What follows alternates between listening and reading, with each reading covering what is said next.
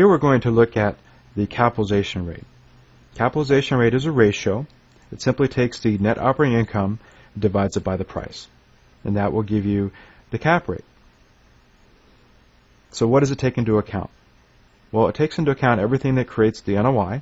So that would be the gross income minus any vacancy and credit loss to the effective, less the expenses, gives us our NOI, or net operating income. Why is it useful?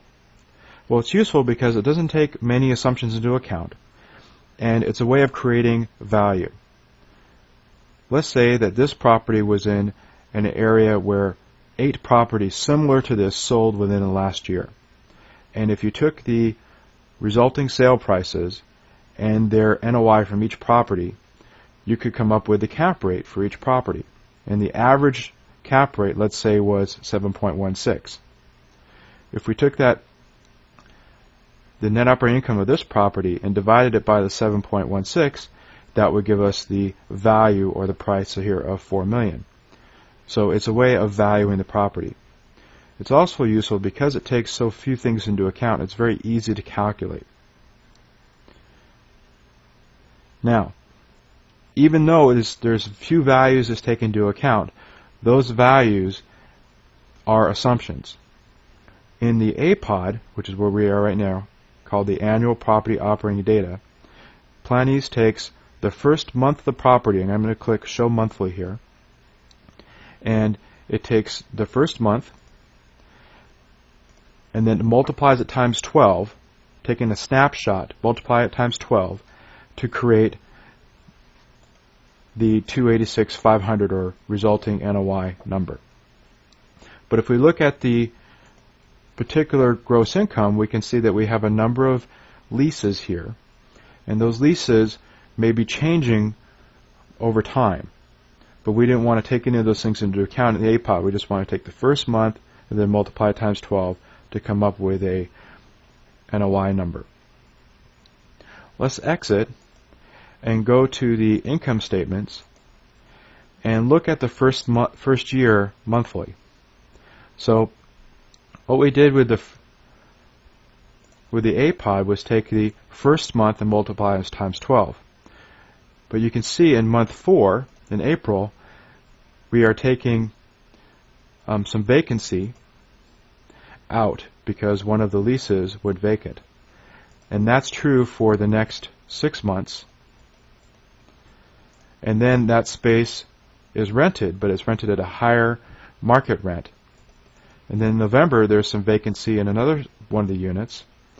And then it's rented again, and here we are at yet a higher net operating income.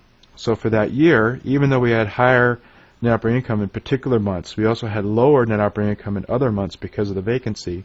We're only showing $266,737, which is about $20,000 less than we had done in the APOD. Let's exit to the bottom right and go to the report and go to the annual statements. And the annual statements takes the actual 12 months scheduled into account. So here we're looking at the first month, where we're going to switch back to yearly. And here's the first year showing $266,737. And because when we take that NOI and divide it by the $4 million equals the cap rate of 6.67, that 6.67 is lower than the 7.16 that we saw in the APOD. So it matters which NOI is more correct. Well, when we're taking this 12 months forward, we're assuming what's going to happen with that lease. We're saying it's going to be vacant for 6 months before it is released, and the release is a higher market rate or a higher rent than it was leased at before. Is that true or not? Well, the APOD doesn't assume any of that. It just assumes that what's here today and then multiplies it times 12. These are things that you analyzing or looking at the analysis need to look at and decide which is the correct NOI. So even though the cap rate doesn't take many things into account, it still matters that you look at what it is taken into account and verify that ratio. Now let's click on Exit, and we'll go to the report and go to the income statements. And this time we're going to look at the income statements on a yearly basis. And when we do that, we'll see here's the cap rate going out for each year. Now the cap rate going out for each year, even though it's doing that, it's only taking the current year into account. So it's taking the original price, which we had at $4 million, and it's taking the NOI of that current year. It's taking the current NOI of that current year, dividing it by the price, showing us the cap rate for that year. So even though it's showing it each year, it's not taking into account anything before or after. Now if we exit, if we concentrate on that first cap rate, 6.67, and we click on exit, and we go to sensitivity, we can vary anything against the cap rate. The bottom left will be all the different ratios that we can look at, and here's the cap rate. And first we'll just vary the price against the cap rate.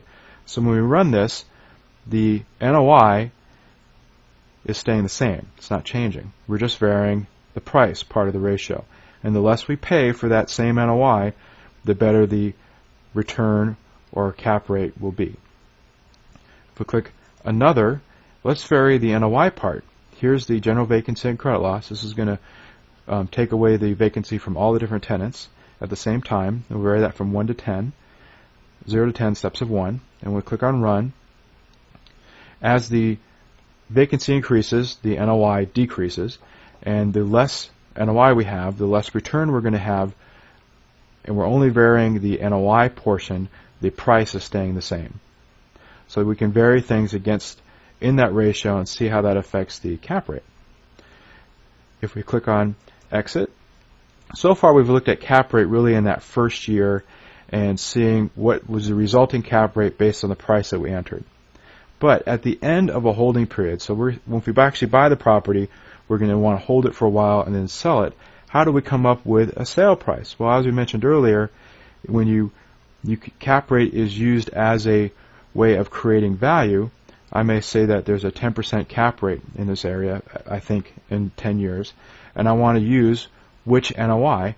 In this case, I'm going to use last year's NOI, which would be years 9 through 10. And then go to the report, sale report. And I'm just going to go to the print menu item. And this gives us a commentary. And it says that the last year's NOI was $409,000 divided by the 10% cap rate will give us the sale price of $4 million, a little over $4 million. So that way we're using the cap rate to come up with a value at the end.